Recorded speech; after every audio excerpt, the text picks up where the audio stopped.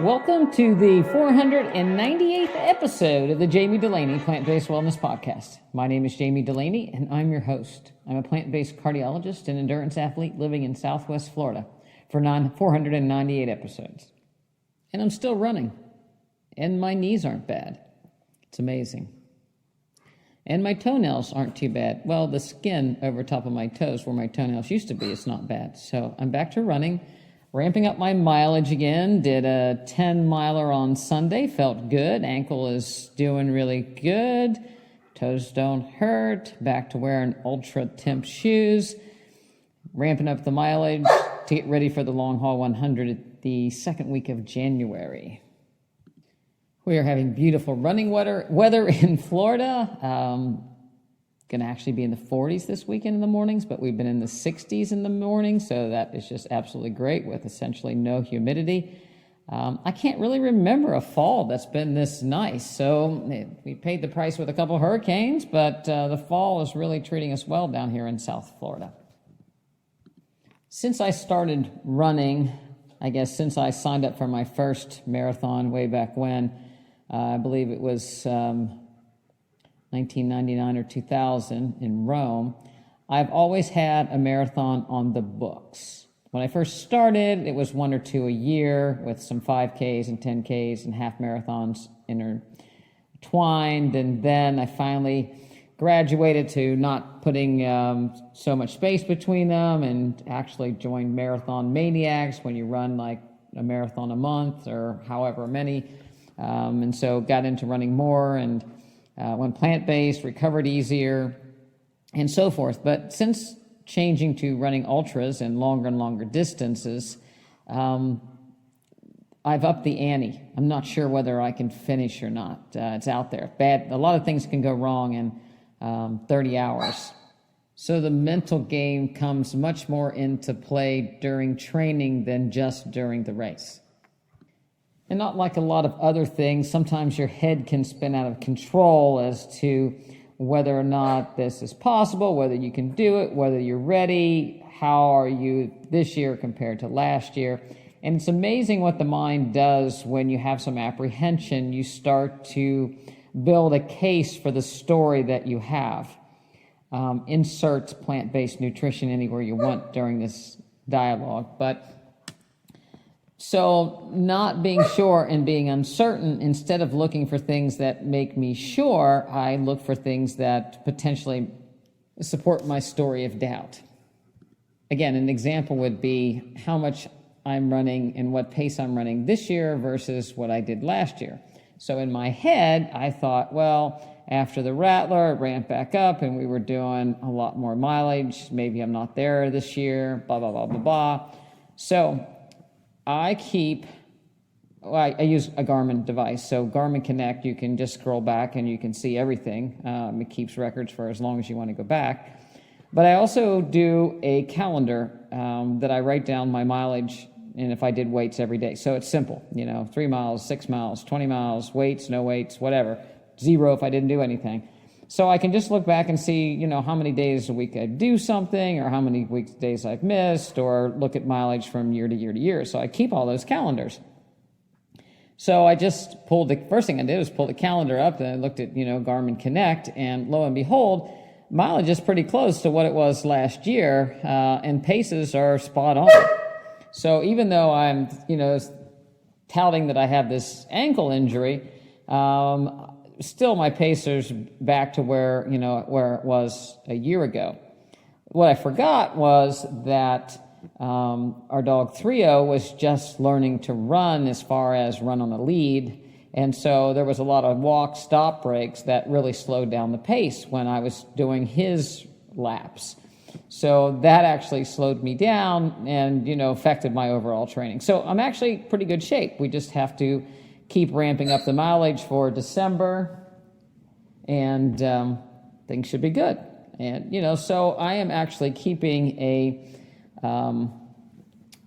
log of reasons to support why things should go well, so that I can look back at that log and say, okay, these are the reasons why I'm on track and everything should be good and, full speed ahead, as opposed to making up stories in my head why I should be worried, and the wheels are falling off, and doing the story that way. So fast forward that to nutrition. We start to tell stories about why it doesn't work for me, why I can't stick to it, nobody supports me, this is what's happened in the past, and then even what I'm actually eating. People, you just don't remember exactly what you were eating every day. When you start telling the story of what you had to give up, or what you can't have, or what other people can have that you can, it starts to support a story that I don't want to be doing this, and I'm going to look for any way to get around it that I possibly can, as opposed to, hey, these are my go-to menus, I've got these things down, I like them, I enjoy them, I look forward to. I don't care what anybody else is eating, because I have the things that I really like that are making me feel good. The other thing you can do is list the benefits of what your new lifestyle, new nutrition is doing for you. How does it make you feel? What does your weight look like? What is the prep like? One thing people don't talk about very often is how much cleaner their kitchen is. When you're not using oil to cook with, or frying meat or baking meat, your oven, your stove is much cleaner. When you're not using oil, the cleanup is so much better and so much quicker. Things aren't sticky. Your walls are cleaner. Your cabinets are cleaner. The floors are even cleaner. People are getting ready to make turkeys, and they only make turkeys once a year. And then they go to the store and they buy a fresh or frozen turkey. Be better off buying the frozen one, because the fresh one are going to come even with more bacteria.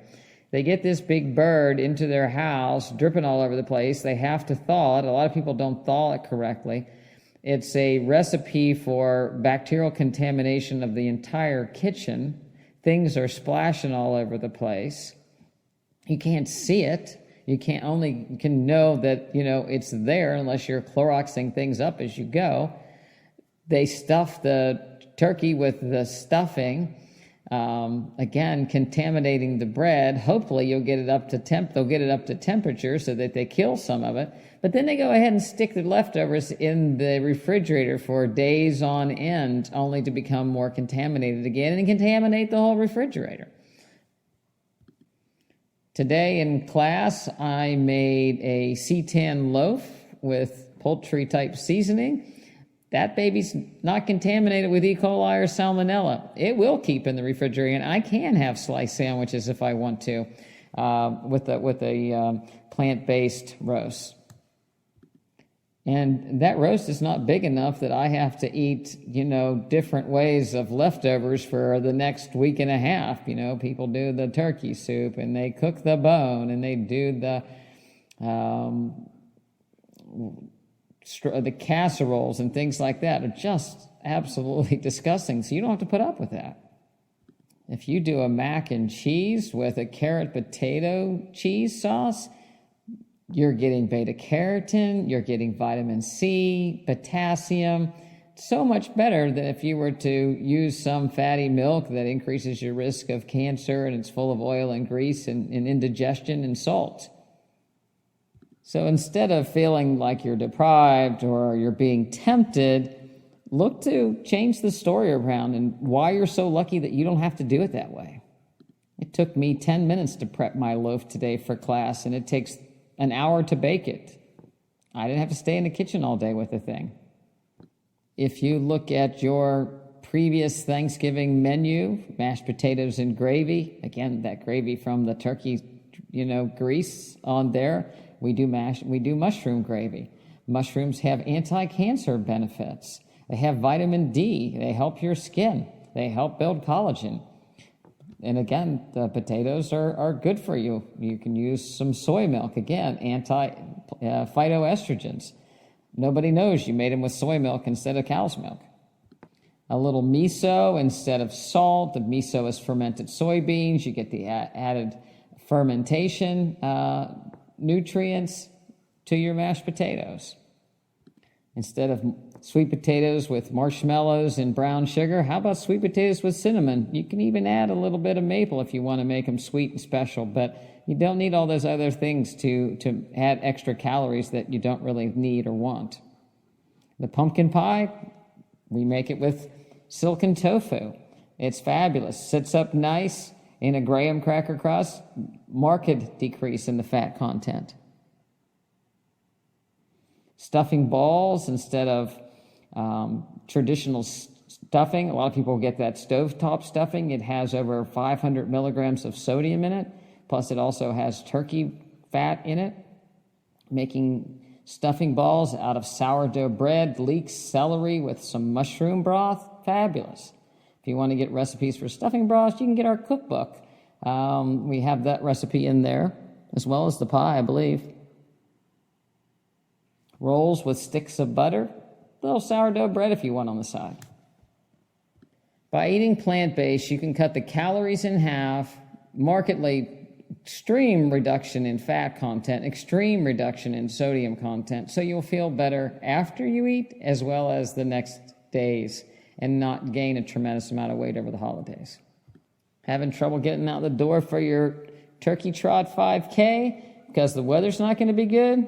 Hey, it's a good way to practice being outside. You get fresh air while you're out there. The other day, we finally had some rain. Of course, it had to come in the morning. My 2 German Shepherds need to go on a run in the morning. That's their main source of exercise, is their morning run. They each get 2 to 3 miles. Weekend, they get more. But that has to happen. So it was 3:00 usually goes out first because of other dogs. We try to head out before it gets daylight. I started out with a rain jacket on. Actually kind of felt nice. The best thing about running in the rain, not so much about the 5K turkey trot, but the best thing about running in the rain in your neighborhood, everybody else is inside. So nobody else was out with their yappy dogs on the retractable leads trying to lunge at us. Had the place to ourselves, even less car traffic. It's kind of nice to hear the raindrops. It wasn't raining too hard. It was just a nice rain. Wasn't too cold. It was very pleasant being outside. And everybody got their exercise in. Same way with the turkey trot. You know, nobody ever froze to death going outside for an hour, 30 minutes to an hour to do a turkey trot before you go inside to watch the parade and football and eventually cook your seitan roast. So get outside and do something and enjoy the weather outside as much as you possibly can. And spin it in a way that makes you feel good about it. There was a doctor that does a lot of reviews of the literature on and saying, well, you know, nutritional literature is all bad. You can't trust any of it. Well, you know, it's not a randomized placebo-controlled trial. You can't follow people and put them on a specific diet. One, most of them won't stick to it or eat what you say. But it's impossible to really do it. Most of the studies are observational. Some of the studies they're certainly not blinded, but there's a lot of good associations. And of course, we can look to the blue zones and Dr. Esselstyn's cohort. And Dr. Ornish has done some very good studies where he actually did give people their meals so he knew exactly what they're eating and had frequent checks. And Dr. Esselstyn had frequent checks. But even the pharmaceutical literature and the pharmaceutical studies aren't good. They are biased with who gets in the study, what age, what mix, what variables. There's so many variables in research, and it's impossible to completely control for them all. Pharmaceutical industry wants certain outcomes, so the researchers are biased. They're often paid, so biased to make the study come out and choose and select for a favorable result. And so if you read any study in the literature, it comes out, you know, this is what we think, but, you know, there are all these other drawbacks, so it can't be sure. More research is indicated. So there's nothing that's not fallible. But the problem with nutritional research is, you know, we have to rely on dietary questionnaires. But again, we can look at the Blue Zone people and Dr. Esselstyn and people that are actually doing well plant-based or that are doing so much better plant-based than before when they weren't plant-based.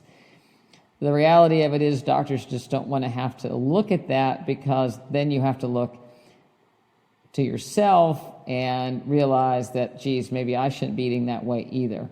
So it's a lot easier to say it doesn't matter than have to actually examine what you're doing yourself. You know, it's one thing if you recommend Prilosec for heartburn and you're taking it too, right? It can hurt. But if you're telling somebody to give up oil so that they won't have indigestion, then that might mean you should give up oil. Or, doctor, have you tried giving up oil to see if it helps your indigestion? So don't believe for an instance that doctors are not biased to what they actually want to have to be able to do for themselves. They tell the same story just like the rest of us do as far as how we want to support our own story and how we want to support our own narrative. But going out of your comfort zone and making dishes that are plant-based to take to family gatherings, sticking to your plant-based diet when it's uncomfortable, just reinforces a good behavior. Sticking to your exercise plan makes it easier to continue to do the right thing. You're practicing a mindset of how you feel and how you look at exercise and nutrition. If you get through Thanksgiving plant-based and you make food and you have the guts to serve it to your family, then you are going to be at such a win after Thanksgiving that you'll roll right through the holidays and do well. On the other hand, if you start making all the other things of yesteryear, we're just going to eat like where we did, I guarantee you will fall back and have to restart this whole thing the first week in January. And it's no, I'm just going to eat a little bit of, or it's just this day, or it's this one time. It doesn't work that way. You've relinquished your mindset that I can do this, I can do hard things, that this is what I want to achieve. Vitamin C is a wonderful supplement, not only to prevent scurvy, but to help to shorten infections and even prevent viral and bacterial infections. The problem is you have to take a lot more than what's in one capsule or in, just in fruits and vegetables. So when you're using a vitamin such as vitamin C as a therapy, you need a lot of it, somewhere around 20 grams for, an infection. So that means you have to take 1,000 milligrams of it about every hour when you're awake. And it is very helpful, but a lot of people can't get that down. When it comes to cancer, there's also been some benefits of vitamin C, even in higher doses, 50 grams to 75 grams, and that has to be given intravenously. And a lot of the traditional research negate vitamin C because they never give high enough doses of it. Well, there was a recent, very small, randomized trial looking at IV vitamin C, 75 grams 3 times a week, with traditional chemotherapy for pancreatic cancer versus just the chemotherapy alone. And the people that were randomized to the high-dose vitamin C with chemotherapy lived twice as long as those just on traditional therapy. It was a short study, not very many people, but the difference was 8 months versus 16 months survival. Plus, the people that lived longer had a better quality of life, again, less infections. At that high of dose, vitamin C actually kind of changes how it works. It goes from more of an antioxidant to a pro-oxidant, actually helping to kill cancer cells. A lot of people negate it, but again, it has no downward side effects. So why in traditional allopathic medicine don't we involve things like vitamin C? There's actually an ongoing study with glioblastomas of the brain and vitamin C, having IV vitamin C, having a positive outlook. There's a study getting ready to be done with non-small cell cancer and IV vitamin C. But the dosages have to be high. At this stage, you can actually get vitamin C IV without a prescription, and a lot of infusion places are around the country where you can go get IV vitamin C infusions. And it doesn't hurt your chemotherapy. It actually can potentially potentiate the chemotherapy. So, again, talk to your doctor, but and ask questions and do your own research and see if that's something. I've also heard of people getting IV vitamin C after their chemotherapy in between as a way of recovering and helping with their immune system. But we need to recognize that why vitamin C and why nutrition isn't playing more of a role in anti-cancer therapy or cancer therapy in general. What is the fear behind not recommending nutrition, not recommending exercise, when we know that that decreases inflammatory state, improves the immune function? When we think of osteoporosis, we most often think of women, and after menopause, a decrease in hormones lead to increased fractures, and that has been a driving force for women to take hormone supplements after menopause. Of course, the side effects of hormone replacement has been an increased risk of coronary artery disease and heart attacks, pulmonary emboli, and endocrine cancers such as breast, uterine, and ovary cancer. There's also been a shift to looking at men's testosterone level and replacing testosterone. However, just checking these isolated hormones don't necessarily tell the whole story. But there have been associations of testosterone and sex hormone binding globulin with fractures in middle to older men. And there was a recent study published this October in the Journal of Clinical Endocrinology and Metabolism looking at just that. Not only does testosterone go down as men age, circulating sex hormone binding globulin increases, as well as the increased risk of fracture. Hasn't been really clear whether it's the testosterone or the sex hormone binding globulin. This was a databank study looking at over 205,000 participants, and there were 11,088 fractures, 1,680 were hips, 1,366 were forearm, and they looked at testosterone as well as sex hormone binding globulin and controlled for other things.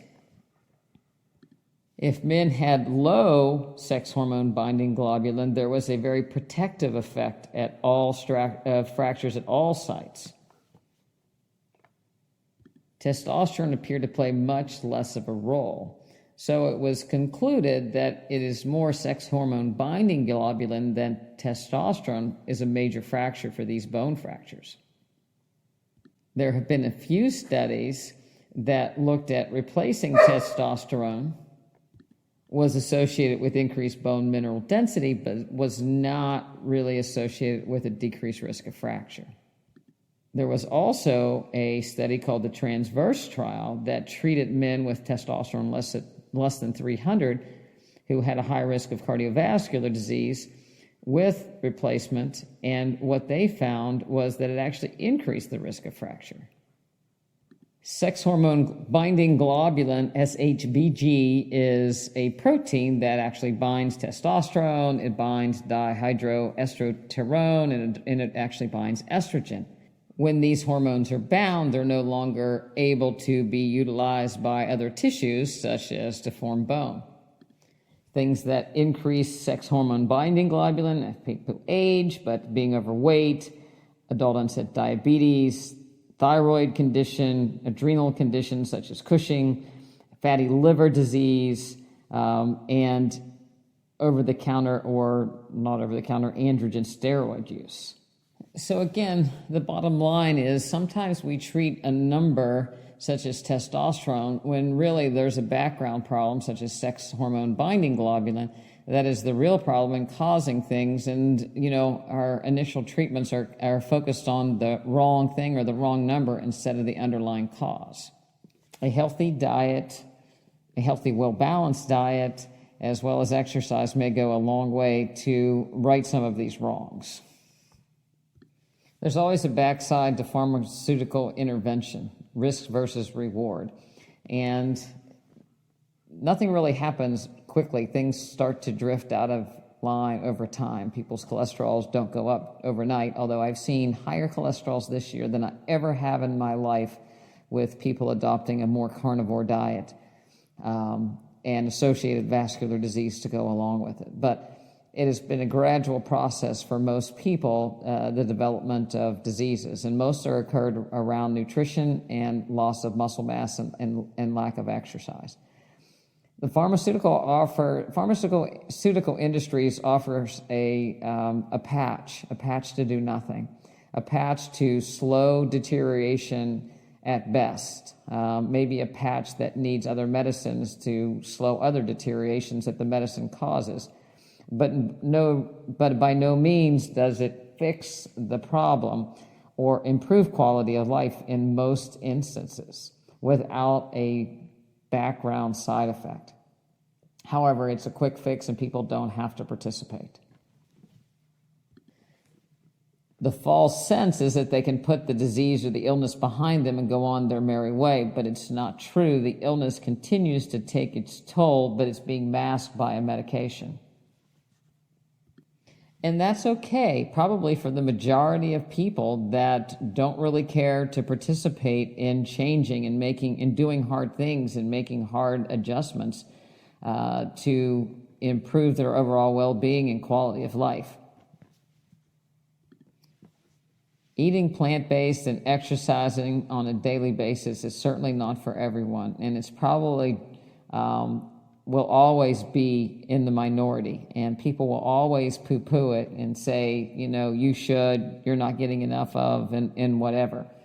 But for the people that want to do hard things and continue to exercise and move as they age and cook their own food, eat healthy organic, buy healthy organic choices, they will be rewarded for their efforts with ongoing health and the lack of need for pharmaceuticals. It certainly is a choice, but I believe that we always will be outliers. I don't ever think that it'll be the norm to live a healthy lifestyle and eat plant-based and exercise. So you have to make up your mind. What team do you want to play for? You have the option to live well until you die or die slowly while you're living. You also get to write your own story. Nobody gets to write it for you. I am grateful for everyone that listens to this podcast. I thank you. There have been people that have emailed me and said that they've been longtime listeners. Feel free to email me if you haven't, because we're coming up on that 500 episode. I'd like to give a shout out to as many people as I can. I hope that you all have a wonderful Thanksgiving and then you're not hassled too much by friends and family over choosing to eat healthy and to exercise. If you would like our support over the holiday eating season, please give us an email, Jami@drdulaney.com. Check out our website, but we can support you and through your health journey through the holiday season and help you stay your healthiest and get on track and stay on track. We have a variety of different plans that you can be a part of. You do not have to be in the state of Florida to participate. We have people all over the United States, and I would love to hear from you. If you have any questions, you can always email me. Again, Jami, Jami, @drdulaney.com. Would love to hear from you. Enjoy your holiday. Get outside, get some fresh air, and enjoy your time with friends and family. I am certainly grateful for mine. Thanks for listening.